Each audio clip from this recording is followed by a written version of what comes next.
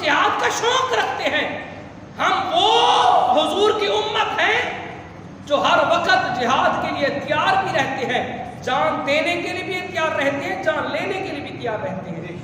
کہ یہ ملک پاکستان وہ سرزمین ہے، یہ وہ سرزمین ہے، اس سے محبت رکھنا ایمان کی علامت ہے۔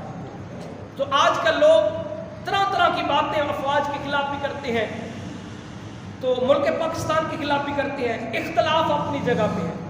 ایک مثال دے کے بعد ختم کروں گا، اگر دو بھائی آپس کے اندر جھگڑا کر رہے ہوں نا، تو پھر اگر ان کی ماں کے خلاف کوئی بات کر دے تو اہل عقل کہتے ہیں ان دو بھائیوں کو جھگڑا چھوڑ دینا چاہیے، بلکہ ماں کے دشمن کے خلاف متحد ہو کر ان کو جواب دینا چاہیے۔ اختلاف تو اپنی جگہ ہے، تو یہ ملک پاکستان، یہ سرزمین پاک ہماری ماں کی مانند ہے۔ ہمارے آپس کے اندر اختلاف اپنی جگہ، سیاسی اختلاف اپنی جگہ، مذہبی اختلاف اپنی جگہ، لیکن اس وقت پاکستان ہے تو ہم ہیں، افواج پاکستان ہے تو ہم ہیں۔ آج ہم ملک پاکستان کے لیے جان بھی دیں گے، جان لیں گے بھی صحیح۔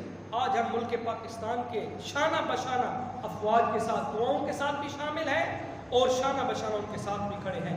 ارادے جن کے پختہ ہوں، نظر جن کی خدا پر ہو، تلاتم خیز موجوں سے کبھی گھبرایا نہیں۔